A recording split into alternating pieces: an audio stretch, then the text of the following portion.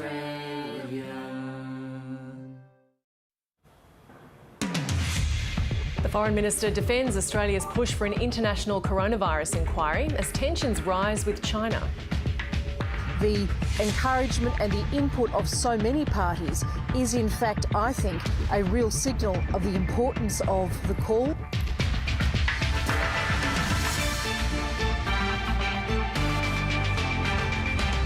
Strict new physical distancing rules on public transport in New South Wales as restrictions ease and people head back to work. 4 potential buyers named by administrators at Virgin Australia. And AFL players return to non-contact training ahead of the season reboot next month.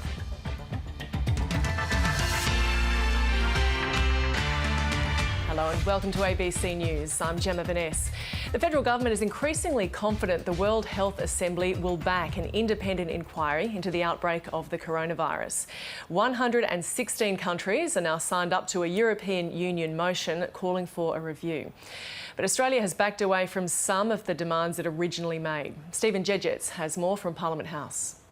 Yesterday we had the news that Australia and the European Union, along with some other friendly countries, had managed to cobble together a big coalition of middle powers, with countries like Indonesia, India, South Korea, Japan, the European Union itself, all backing this concept or this push for an independent inquiry. So it's clear that a fair amount of diplomatic legwork has gone into this.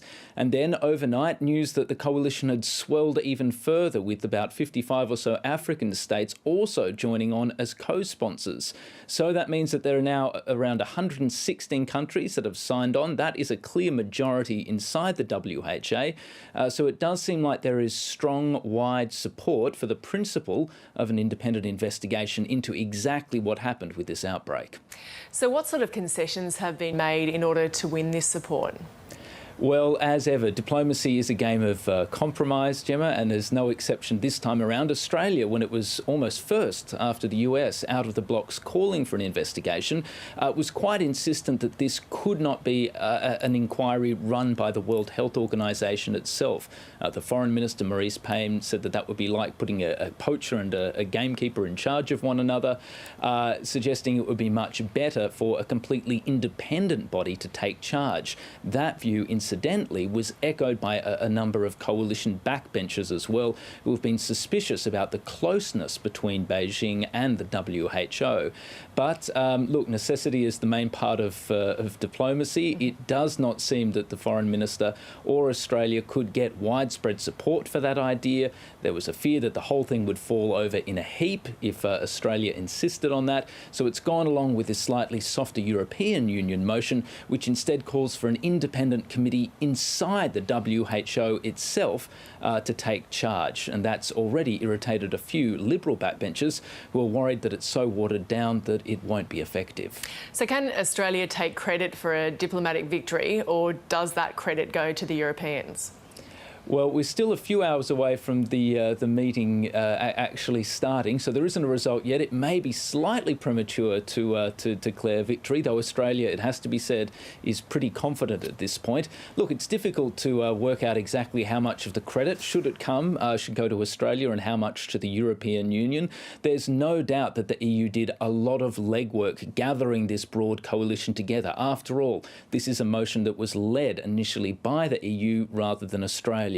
The federal government, though, says that Australia nonetheless played an important role. Not only did it get outside in front of the pack early to call for this principle, but they say they also did a lot of work toughening up some of the language inside this motion to ensure that it specifically referred to the need for an independent inquiry. And certainly the Foreign Minister, Marise Payne, was quick to emphasise the work that Australia has done to collaborate with the EU to bring this about. Let's take a listen to what she had to say. I don't want to speculate about the outcome. Those discussions will be underway later this evening, Australian time. But importantly, the encouragement and the input of so many parties is, in fact, I think, a real signal of the importance of the call for an independent international review and the outcome that we all have wanted to see. I think it's a win for the international community, and Australia, as a strong and active part of that international community, would certainly see it that way. So even if this is a compromise that Australia has managed to cobble together with friends and partners, it's pretty clear that at least Canberra doesn't look quite so isolated on this point as it might have about a month ago. Now let's take a look at the relaxed restrictions around the country. In Western Australia, up to 20 people are allowed to gather both indoor and outdoors. Employees are also being encouraged to return to the workplace. Tasmanians can now dine in at cafes and restaurants, but only 10 people at a time. Some schools in South Australia and the ACT have reopened after weeks of online learning. Queensland's borders could remain closed until September. And New South Wales is introducing tough rules to avoid overcrowding on public transport. Well, as we just heard, the New South Wales government introducing these rules to avoid overcrowding on public transport. Reporter Ashley Raper has the latest. They're saying don't catch it during peak hour because right now it is at capacity. If more people get on than they were during when we were in tough lockdown restrictions, it's just going to make them too crowded. They're also released rules. So on a standard bus, they only want 12 passengers when they're actually allowed normally to have 60 passengers on. In terms of a train, around 320 people they want on the whole train when they can accommodate more than 1,100. So they're really restricting the numbers on public transport, especially buses and trains, because they do not want to see any crowding, and they're already at capacity as they are to fit with those rules. Yeah, indeed. And how will they police this? They are really relying on goodwill of people. They do have measures in terms of, the bus, if it's already got 12 passengers on, it'll just drive past a stop, and they can close barriers at certain train stations, but they aren't going to go down the road at this stage of heavy law enforcement or get the police involved. This plan is almost a guide. We've seen public health orders, that enforce these tough restrictions in terms of, 10 people at a house. They're not going down that path in terms of public transport. So this is really relying on people to act responsibly and to try and just not catch public transport. And people need to just remember, we've just been through an enormous challenge so far, but this is now the dangerous step in terms of complacency. And mass transit is really, if you think about it, one area of the community where we could see a crowding of people in a confined space, and we've got to avoid that. We just want people. And Ash, there's been another coronavirus death. What can you tell us? Yes, sadly, a man in his 60s passed away in Concord Hospital yesterday, and we know that he was a close contact of a confirmed case, and that's about all we know. There has been also one new case of coronavirus in New South Wales that was overseas acquired. So here in New South Wales, the numbers do continue to be low, but, there is cautious optimism, but there's still concern from government, especially we're still waiting to see the relaxation of restrictions that came into effect on Friday, really what impact that'll have. So the government will be closely watching that data. A war of words is developing between the New South Wales and Queensland premiers over border closures. Anastasia Palaszczuk says Queensland's borders could remain closed until September, a move that Gladys Berejiklian says will cause economic pain. Reporter Alison Horn has more from Brisbane. Well, the war of words between Queensland and New South Wales on this issue of border closures is escalating. At the moment, for anyone trying to enter Queensland, there's a pretty narrow scope of reasons they can give to try and get special permission from the Health Department to actually enter the state, and that's to try and stop any possible cases of interstate coronavirus coming into Queensland. But today, the New South Wales Premier Gladys Berejiklian has upped the ante, saying she doesn't agree with the border closures. She says that it doesn't seem to serve anybody well. And she's pointed to the issue of tourism as a major reason why the borders should be reopened. She says that it would increase economic prosperity, that it would provide opportunities for people to travel across Australia and try and kickstart the economy again. But that's very different advice from what we're hearing in Queensland. The Chief Health Officer, Dr. Jeanette Young, has today indicated that she won't give permission for the borders to be reopened here in Queensland until there has been 2 incubation periods in New South Wales and Victoria where no coronavirus cases are recorded. And in the current situation, that seems pretty unlikely. And so the early indications that borders may reopen around July that timeline now seems to be pushed back, and the indication today is that it may actually be as early as September before we see those interstate restrictions eased. As soon as my Chief Health Officer says that I can relax those restrictions, we absolutely will. We want to welcome as many people to the Sunshine State as possible, where it's beautiful one day and perfect the next. But of course, we just can't do that at the moment. We'll review that at the end of each month. I would say that things would look more positive towards September. Having said that, I don't want to rule anything out. I will give you that advice at the end of May as quickly as possible. That's a decision for her. I don't agree with the decision. I think closing borders doesn't help Australia, it doesn't help any of the states, and it doesn't help our population, it doesn't help economic activity. We have to get real to the fact that many parts of the world will remain closed for a long period of time. But if we in Australia can at least open up our internal borders, I think that will help everybody. Now, the Queensland Premier Anastasia Palaszczuk has said that she will review those border closures at the end of each month, but both the health officer and the Premier say they won't be easing restrictions just to appease New South Wales. The Deputy Chief Medical Officer Paul Kelly says border closures are decisions made by states and territories. At the national level, we've never said that, we've never suggested that internal borders in Australia should be closed. It's been a decision by various states, and it will be their decision as to when to open them. But if you look at when those decisions were made some weeks ago, we had an rapidly increasing number of cases each day right around Australia, but particularly in the southeastern corner of the nation. And so when you look at what's happening now with just very few cases, only just over 100 cases in the last week, and only 11 in the last 24 hours, I think that things have changed a lot. There's been further easing of restrictions in Western Australia, putting it ahead of many other states. The changes include more movement allowed within the state and an increase in the number of people allowed at non-work gatherings. The number of people allowed to gather has doubled. It's increased from 10 to 20, and that has paved the way for many cafes, restaurants and pubs to reopen. Those businesses do have to abide by strict social distancing guidelines. They also have to have implemented a COVID safety plan, which deals with hygiene and cleaning, and they also have to take down the details of all of their patrons in case there is an outbreak and they can contact them. Now, the doubling of the number has also allowed some community facilities to reopen. Swimming pools, places of worship and libraries have been able to open from today. Also, community sport has been ramped up, with teams allowed to train in non-contact of up to 20 people. Now, also intrastate borders have been relaxed. We had previously had 14 boundaries in place. Now there's only 3, allowing people, for instance, in the south to travel around to the southwest, to Margaret River, to Albany. But some borders do remain in place, such as the Kimberley. And one border that the Premier, Mark McGowan, says will definitely remain in place, and there's no sign of it lifting, is the interstate border with the eastern states. Our border with the east allows us to do more relaxation, more business, more social activities and more economic loosening within Western Australia, whilst keeping potentially infected people from the eastern states out. And Joanna, when is the government expected to move to the next phase of relaxation?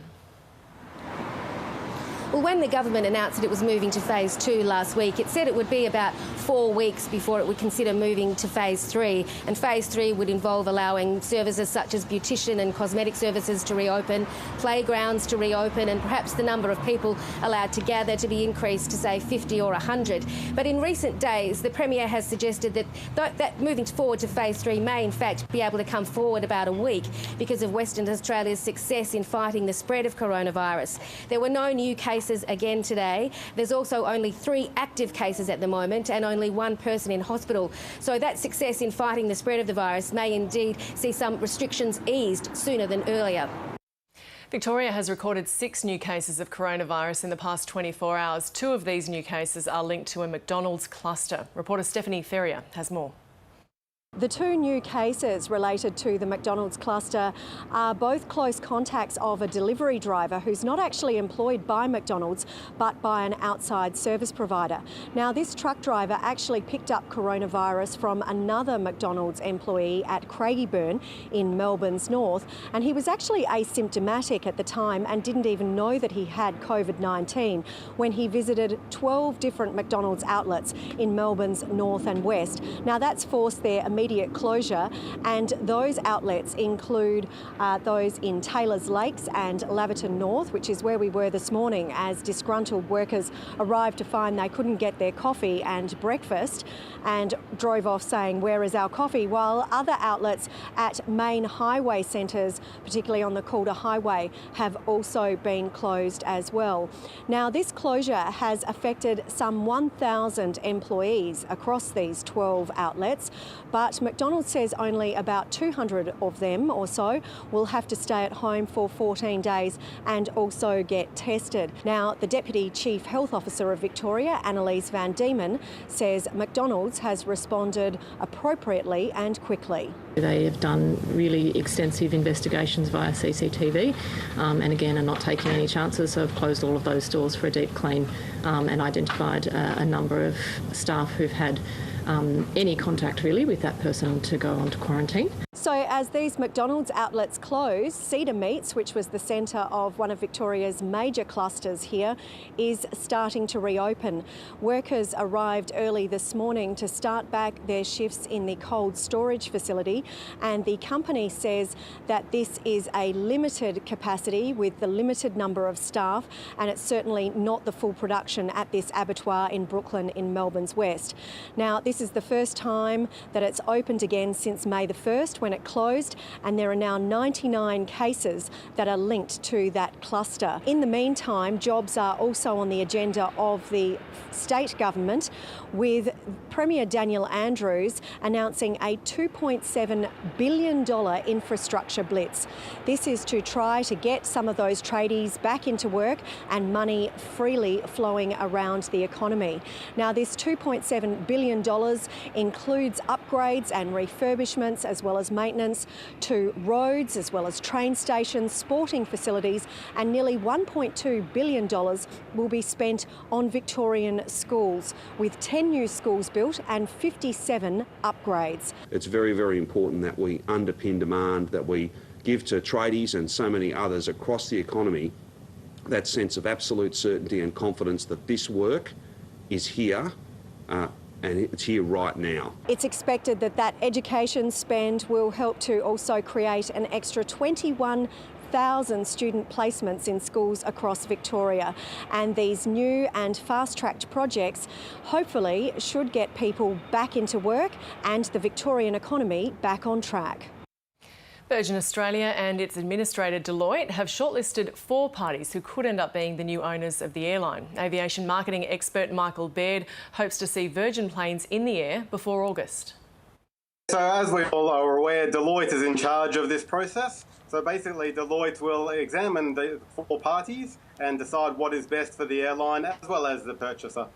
And so they're looking at a complete sale by August. When could we see Virgin planes flying again?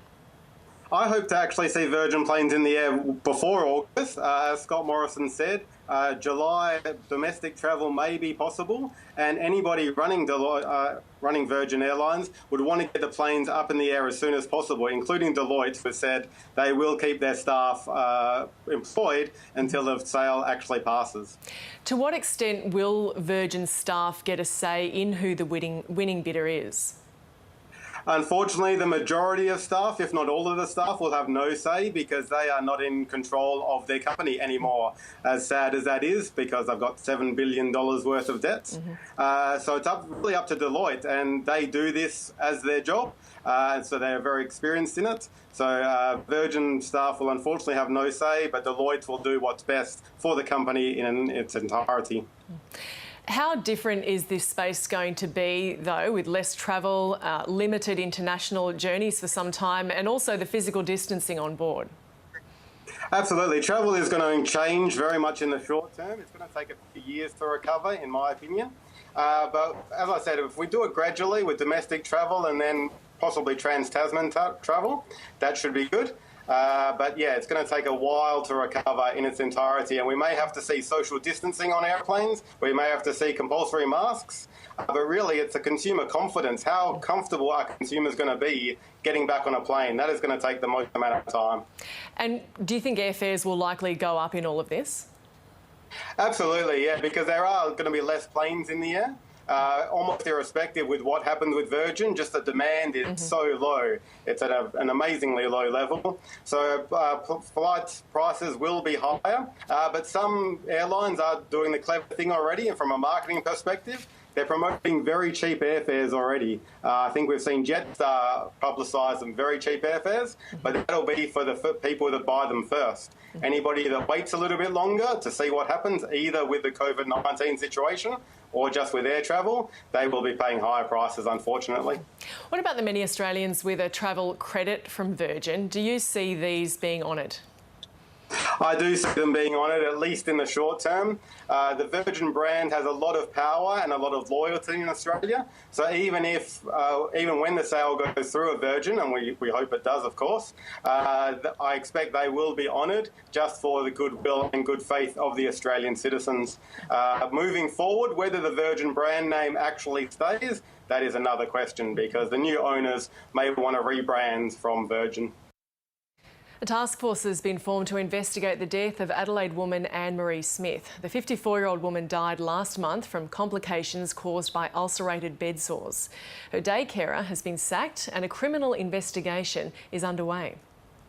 We're going to be asking this task force to report back to Cabinet about the gaps that could potentially exist here in South Australia. We want to make sure that we're doing everything we possibly can to keep vulnerable people living with a disability protected. This case and the alleged horrific conditions in which Anne-Marie Smith was living have sickened us, sickened every single person in South Australia, and we must make sure that this can never, ever happen again. A Queensland man is expected to be extradited from Sydney over the alleged murder of his parents near Brisbane on the weekend. The 31-year-old was arrested in Sydney last night in relation to the discovery of the bodies of a man and a woman in a home in Joyner yesterday afternoon. It's understood the man is the couple's son. The man was charged with 2 counts of murder and unlawful use of a motor vehicle. Initial examinations have led our investigators and scientific officers to conclude that the cause of death was as a result of blunt force trauma. I know there's been some speculation about what the weapon was. I'm not going to do that as part of the investigation, also out of respect for the family. That information will come out in due course as the investigation is ongoing. I'd ask that anyone who has any information that may assist our investigation to contact Police Link on 131 444 or Crime Stoppers. In particular, anyone who has any information in regard to the relationship between Christopher Puglia and his parents. Also, in particular, anyone who has CCTV or dashcam footage on the afternoon or early evening of Saturday, the 16th of May at Joyner. In particular, Lake Sampsonvale Road, Foreman Road, Foreman Park and Youngs Crossing Road. An injured rock climber who fell down a cliff in the Blue Mountains yesterday has been safely airlifted to hospital. The man, believed to be in his 50s, sustained multiple fractures as he plummeted down the 150-metre cliff. He spent last night on a small ledge, wrapped in a thermal blanket, after a rescue attempt had to be halted just before nightfall. Rescuers initially lowered the man to the valley floor for the helicopter rescue. Throughout his time with the New South Wales Ambulance Critical Care paramedics, he has been treated for his pain relief and his injuries. We provided food, water and shelter throughout the night as it's been very, very cold. And as you can see behind me, the weather has deteriorated throughout the day. And it has been a very, very difficult rescue and challenging rescue for all of those involved. The patient has now been flown to Westmead Hospital in a stable condition. There are calls for the creation of an eastern seaboard mega region running from Geelong to the Sunshine Coast. The aim is to have labour and capital moved around between cities at a low cost. A report produced before COVID-19 hit outlined the idea, and its proponents now say the cooperation needed for such a project has been demonstrated during this crisis. Martine Letts is the Chief Executive of the Committee of Melbourne and joins us now. Martine Letts, what does a more coordinated economic corridor from Victoria to Queensland look like, and how does it work? An improved corridor along the eastern seaboard would take advantage of the fact that already the majority of Australia's GDP is being generated in that region, but it would ensure that we could improve productivity, livability, and be much more competitive in a world where mega regions are now producing the vast majority of global GDP. We find that at the moment there's a lot of duplication going on between cities, or there are some good plans between the cities of the eastern seaboard, but they're often planning those things at one another's expense, when if they collaborated and coordinated, particularly in the development of new economic growth in the post-COVID recovery phase, they would be net beneficiaries. It would also help take off the pressure off our megacities, Melbourne and Sydney, and also help activate the regions between those megacities and turn them into more livable and productive areas. So what would need to change to get something like this up and running? Well, we've got a great opportunity, in fact, now to build on the fact that we have our National Cabinet and also the COVID-19 Commission to look at what we would need to do to work together to build that Eastern Seaboard region more collaboratively and to build more competitive region to bring us out of this economic crisis. There's nothing like a good crisis to focus the mind on what longer-term strategic planning you need to do to build the infrastructure that's fit for the next few decades, but also to take advantage of collaboration now to see what you can do straight away to improve economic performance. And I'm thinking in particular of areas like tourism. We know that the domestic tourism market will be the first that'll take off again in this COVID environment.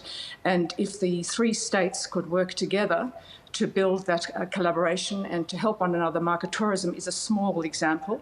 And then longer term, how do we establish new supply chains? We're looking for greater economic self-sufficiency. How do we share our innovation and our ideas and become net beneficiaries rather than trying to do things on our own?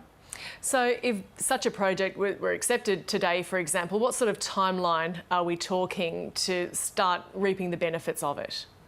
So as I said, we can start talking now about some specific things that we can do.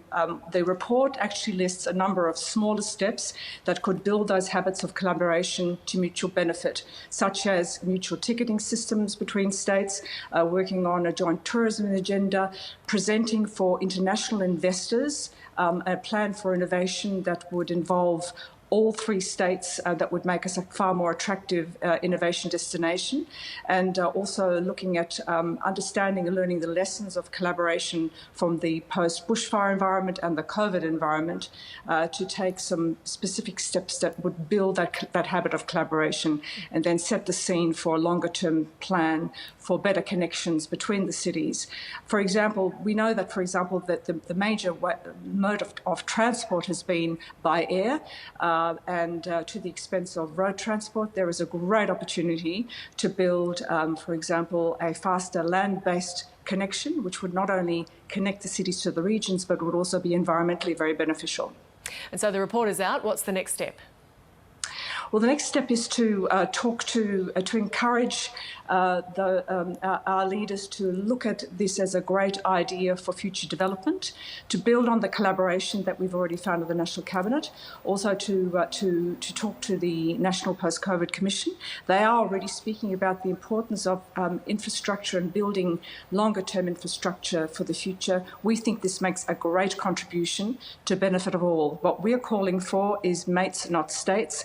Let's build on this opportunity that this crisis has given us, the biggest economic crisis we've had since the Depression, to really build something longer term for the future that makes Australia and our cities globally competitive for the future. Martine Letts, the Chief Executive of the Committee of Melbourne, thanks for talking to us this afternoon. Thank you. And we're going to check in of the weather now with Graham Creed, and there's a mix of conditions this week, Graham. Yeah, there is, Gemma. We've got a couple of cold fronts moving up through the southeast. Now, the first is sitting back around the South Australia, Western Australian border at the moment. Now, as that system moves further east, it is going to introduce some showers and thunderstorms into South Australia and also Victoria. Also through parts of New South Wales, but for New South Wales to begin with, it'll be very patchy activity. What will then happen is a secondary front will move up in behind this first one, and it'll be much stronger, and that'll see some hail, some snow developing across the alpine areas on the mainland and down to about 800 metres through Tasmania. And then as that second front moves through and out off the coast of New South Wales, we could see a low pressure system forming along it, and that could then trigger some heavier rainfall through parts of New South Wales, and certainly another burst of showers and possible snowfall across the southeast and alpine areas. But as we move through tomorrow, the high pressure system out in the southern Tasman Sea is still the dominant feature. Now, it has been bringing a moist onshore wind flow along the New South Wales and Queensland coast. That will continue for the Queensland coast, but for New South Wales, gradually eases off during the day.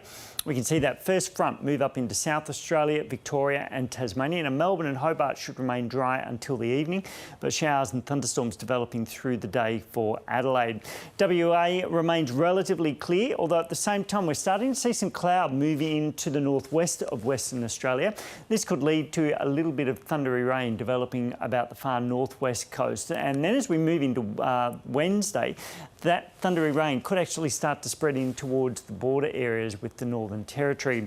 Now, that first front weakens and pretty much stalls in New South Wales as a trough, but as this second front moves up, an upper level disturbance will begin to see that trough deepen. So that'll trigger a few isolated thundery showers across the inland of New South Wales and Queensland. So as we move towards the middle of the week, the potential of fairly widespread showers down the east coast, although it should remain dry in Sydney, and much cooler across the southeastern centres.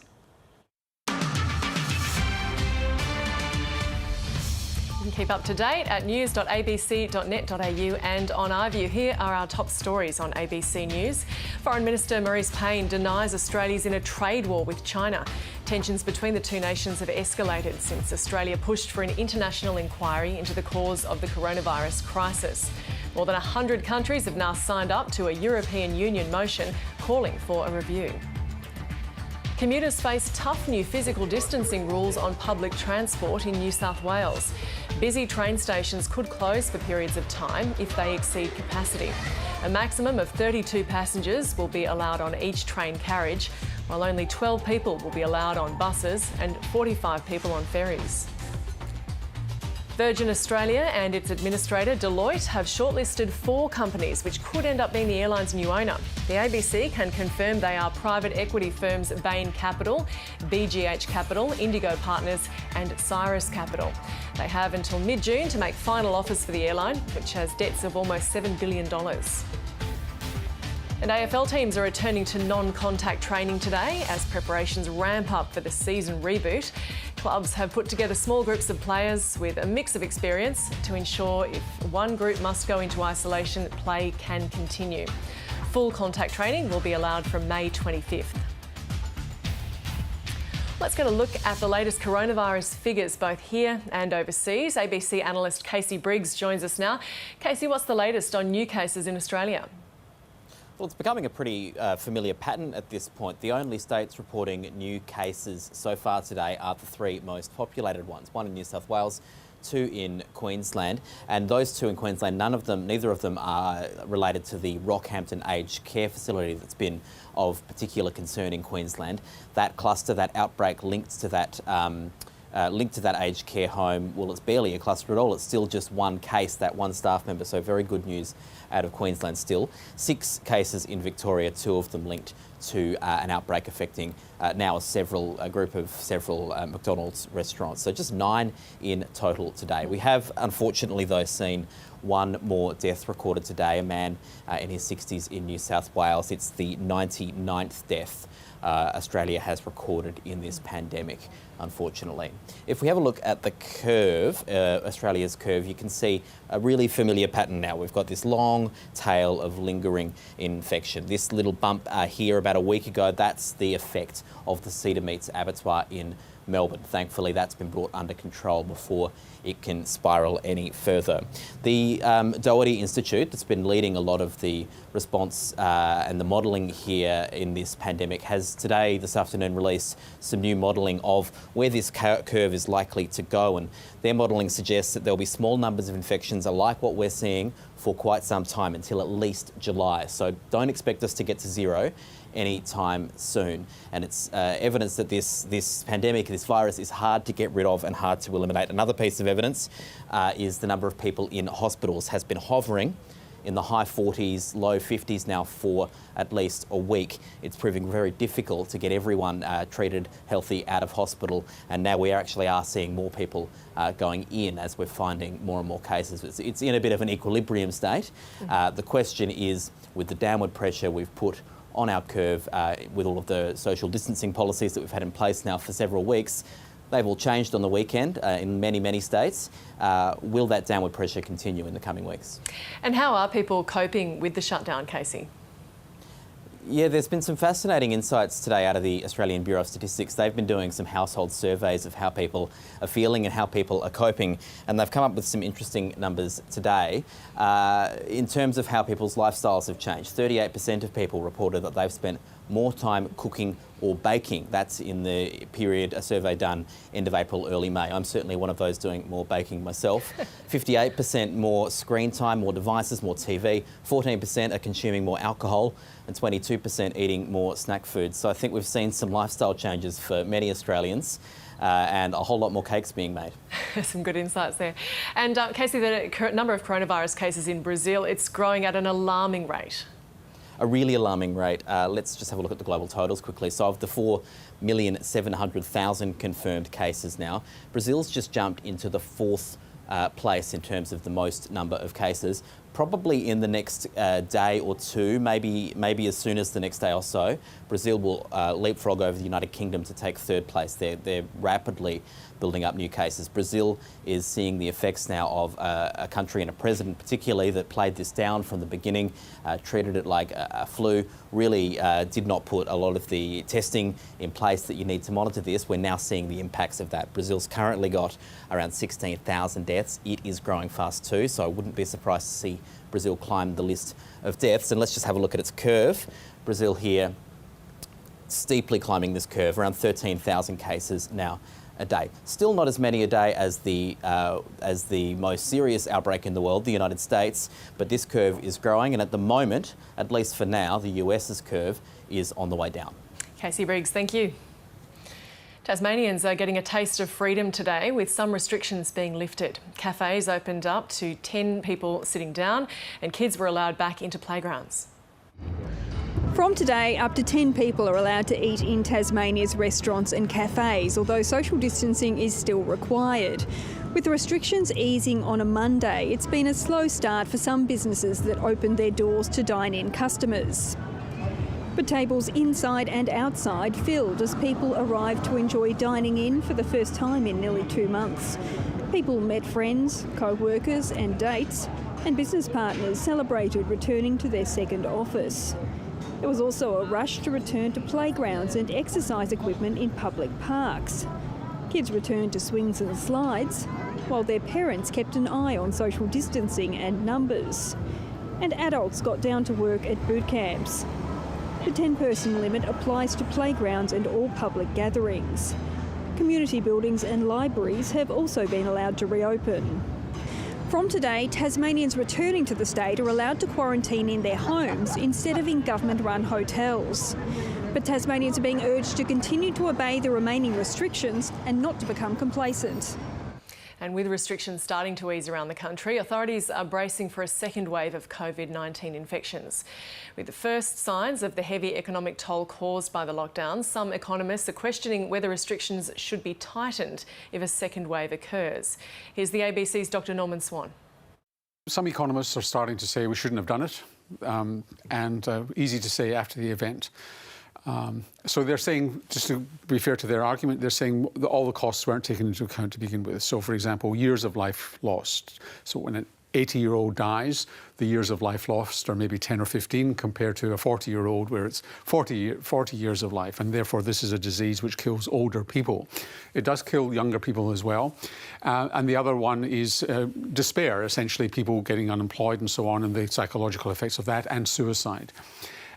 There's been a calculation done by an economist in Victoria which looks at the balance, and we are well ahead if the macabre measure is on lives in terms of what might have been. The economists say, well, we might have been more like Sweden than what we were predicting in Australia. But even if we were like Sweden, we'd be between 10 and 20,000 lives lost. Is that what we would have wanted? It's a matter of debate.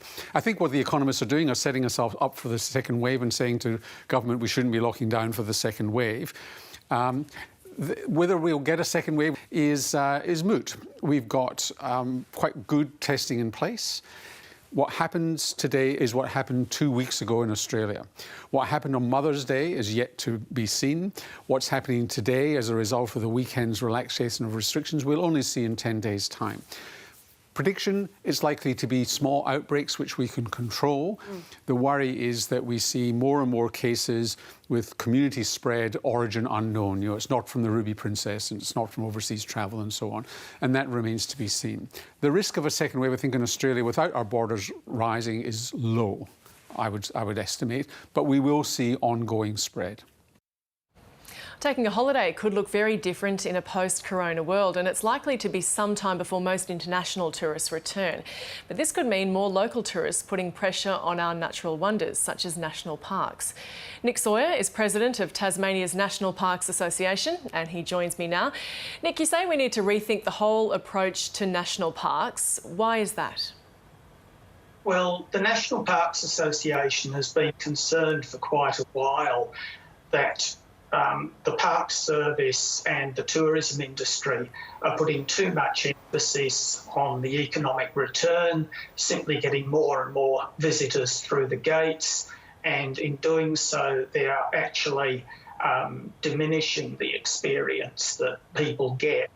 I mean, going to a national park is to experience a wild nature, basically, and that, I don't say it requires solitude, but you don't get a very good experience in a big crowd or standing in a queue to get up to the lookout. So I'd like to think that the current drop in visitor numbers gives a chance for the Park Service to get back to the basics and address the quality of the experience, which might not even involve a massive reduction in visitor numbers. It could simply involve spreading them out more. And ironically, that's one of the things that might be forced upon us by the social distancing requirements that we're likely to have for quite a while. Well, it would certainly help in the sustainability of national parks. Do you find that tourists are taking a keener interest in their footprint there? I'd like to think so, but it's a bit hard to be sure of what evidence we've got of that. But people need to remember that long-distance air travel is one of the most energy-intensive things that most people do and have control over. So holidaying near a home and a reduction in air travel associated with tourism can only help the sustainability of the industry as a whole. Where you are in Tasmania, where are national parks at the moment in terms of people accessing them? Well, as of last week, you're allowed to access a national park only for exercise, not for social gathering, and only if it's within 30 kilometres driving distance of your home, which means that most of the national parks are still out of reach for most people. Mm-hmm. As the restrictions are lifted but state borders remain closed, what sort of capacity are you expecting there? And then beyond that, when state borders are open, and then off into the future when international travel is allowed again? Well, the overwhelming number of visitors to most Tasmanian national parks pre-COVID are from interstate and overseas. Mm-hmm. And it's hard to see the locals coming anywhere near making up those numbers, at least initially. Most Australians right now, I would imagine, are going to be seriously worried about their financial situation and job security if they're lucky enough to still have a job. I would imagine that holiday travel's not at the top of their priorities. And when interstate borders open up, I would imagine that there's going to be quite a bit of nervousness about travel for a while. If lockdown gets reimposed, which sounds distinctly possible if there's this second wave of infections, then the last thing anyone's going to want to do is have a few days holiday interstate, lengthened by a fortnight's quarantine on your way home. So I can't see the tourism industry bucking up particularly quickly, quite honestly.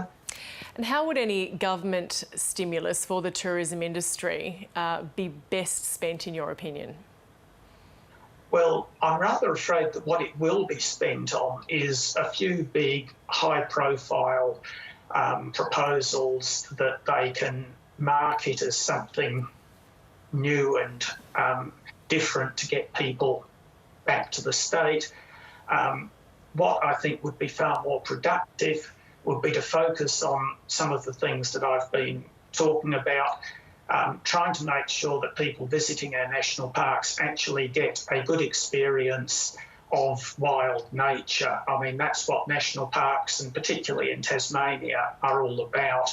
And that requires a lot more little low-key actions, thinking about how we're going to space visitors out a bit more. And as I said, COVID may have inadvertently given us a helping hand with that, so that people have a relatively uncrowded experience of the natural area that they're visiting. Nick Sawyer, President of Tasmania's National Parks Association. Thanks for joining us. Thank you, Gemma. Good weather has drawn big crowds to the outdoors on the first weekend of eased restrictions in the UK. The government admits there is public frustration with its handling of the pandemic. From London, Nick Dole reports. On the dazzling Dorset coast, the English are enjoying their time in the sun. After a long winter came the lengthy lockdown. It hasn't lifted, but it has loosened, and those who've been cooped up are savouring every last drop. They've handled it really well, you know, having the one-way system here, and there's obviously a lot of people here, the sun's shining, but yeah, I feel really safe and just happy to see families having fun. It's lovely to get out, but I'm quite shocked as to how many people are here and how they're not paying attention to the social distancing. I find that quite annoying, to be honest. Parks were also packed thanks to relaxed restrictions, but not everyone has the same rights. Here in London and across England, the stay-at-home message has been scrapped, but it still applies in other parts of the UK, and the government's mixed messaging isn't going down well. A Prime Minister who once enjoyed widespread support saw public approval for his strategy plunge in a weekend poll. The government's still hoping Oxford University could come to the rescue and produce a vaccine that could be mass-produced in a matter of months. To make 30 million doses available by September for the UK. There's been another glimmer of hope in Spain, with fewer than 100 daily coronavirus deaths reported for the first time since the lockdown began. And after being starved of much-needed tourism dollars, restaurants in Italy are putting out their tables as the lockdown eases. The government admits it could trigger another outbreak, but says it's taking a calculated risk. Nick Dole, ABC. The US President has taken another swipe at his predecessor. In the latest in a series of attacks, President Trump called Barack Obama grossly incompetent, and he repeated the conspiracy theory that Mr. Obama and former Vice President Joe Biden ordered intelligence agencies to spy on him.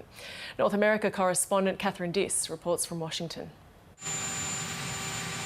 With less than 6 months to the election and facing criticism for his handling of the coronavirus, the US president has developed a new obsession. He was an incompetent president, that's all I can say, grossly incompetent. In a pre-recorded interview with Fox News, Donald Trump accused his predecessor of seeking to damage his presidency in what he's calling Obamagate. This was all Obama. This was all Biden. These people were corrupt. He alleges the Mueller investigation into Russian meddling in the 2016 election was a political hit job ordered by Barack Obama. Do you believe President Obama directed the U.S. intelligence agencies to spy on you?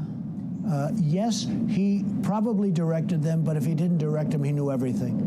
President Trump started making the claims after charges against his former security advisor, Michael Flynn, were dropped, and following this leaked recording of Barack Obama. It has been an absolute chaotic disaster. Last night, in a video message to graduating students, the former president stated his views publicly.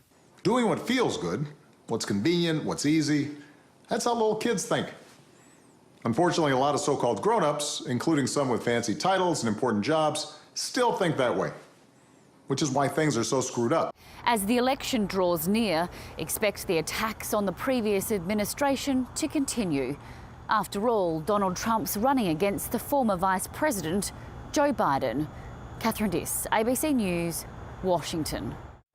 Let's get the sports news now with Louise Ransom. And Louise, an NRL star has a bit of explaining to do. Yeah, certainly does. So it's the Rabbitohs player Cody Walker, Gemma, and there's been an interesting story that sort of developed throughout the day. He was claiming that he was getting blackmailed for $20,000 because there was this video that existed of him in a street fight, essentially. So this video has since emerged. We've decided not to show it because it's not great viewing or nice viewing. So now what is happening is he's having to face the NRL Integrity Unit and explain himself. Also, New South Wales Police have got involved now too. So this is not the sort of thing that the NRL need when they're aiming to relaunch their season and getting ready to relaunch their season just next week.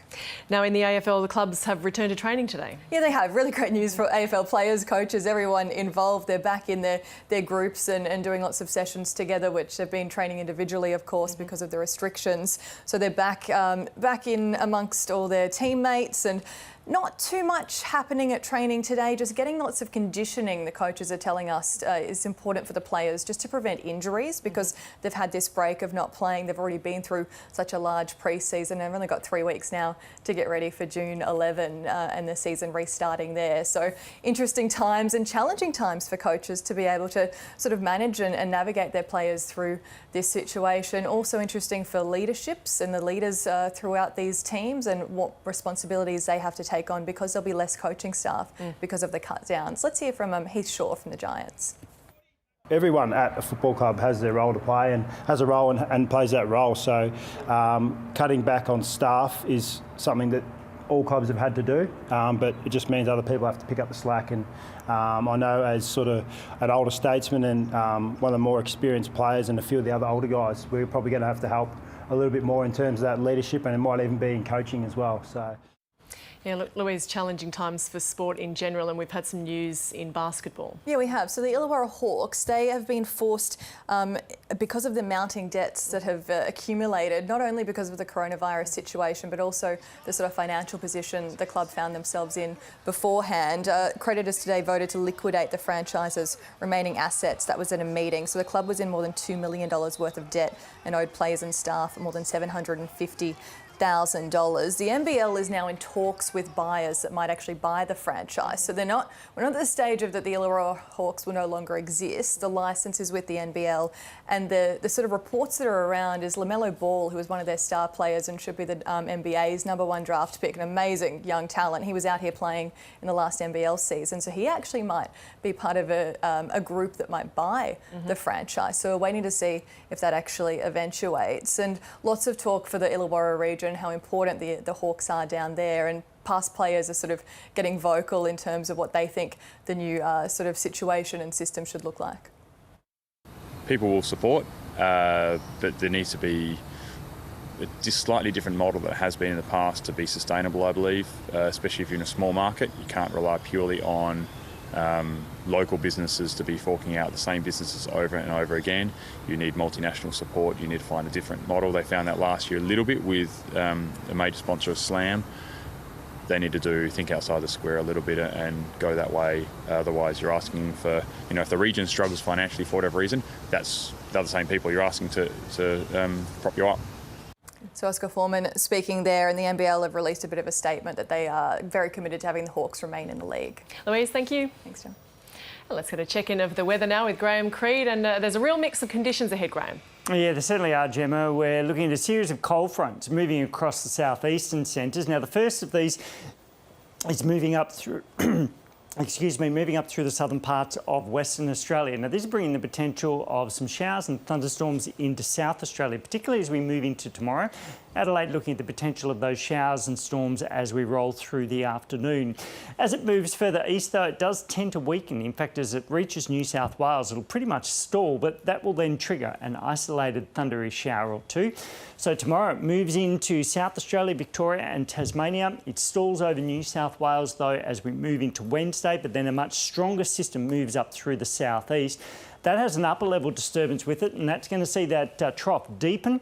Along that trough, a low pressure system should then form. So this is going to see some fairly widespread cold, wet and windy conditions developing right through the southeast as we move through the week. We are expecting to see the potential of some localised heavier falls about, some hail, some snowfall across the alpine areas, down to about 800 metres in Tasmania. As well as that, we've got some cloud beginning to develop up around parts of the Kimberley region. Now, this will start to kick off from tomorrow. And by Wednesday through to Friday, we could see temperatures way below average up across parts of the Kimberley underneath that cloud. It'll extend through into the border areas of the Northern Territory. We may even see a little bit of patchy rain around the Tanami region. We've still got an onshore wind flow along the Queensland coast, so this means the potential of a few more coastal showers. For Sydney, it'll clear though. We are expecting to see some of those showers north of about Port Macquarie along the New South Wales coast. So showers increasing in Melbourne in the evening, overnight in Hobart, but during the afternoon for Adelaide. And then as we move through Wednesday, that next front will move up quite rapidly, so there'll be a brief respite in conditions, but showers and thunderstorms increasing once again, and it's that second system that'll bring the coldest of the air. Thanks, Graham. And remember, you can keep up to date at news.abc.net.au and on iView. I'm Gemma Veness, and stay with us. Karina Carvalho is up next with all the latest on our top stories.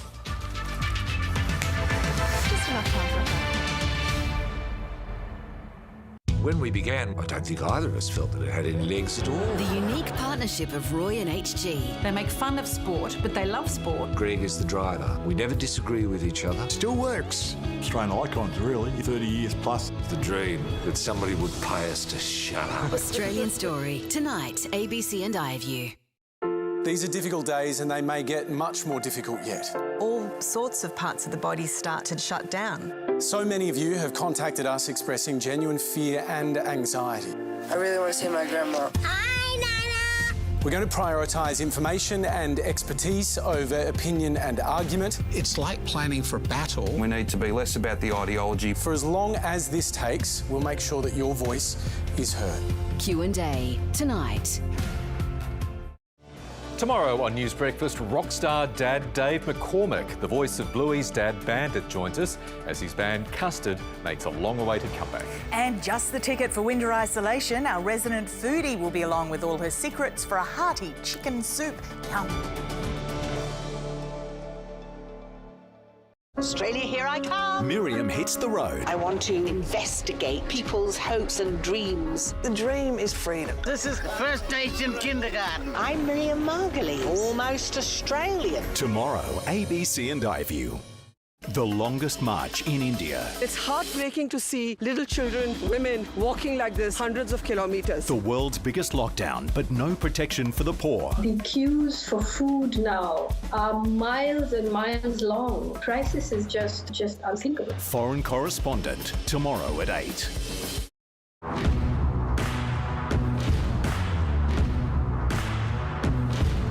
Critically acclaimed series are yours to stream free on ABC iView. You're with me. I am so much happier now she's dead. Up for a game? Kindness and love can change a man. There might be more here than you thought. The biggest titles are all yours.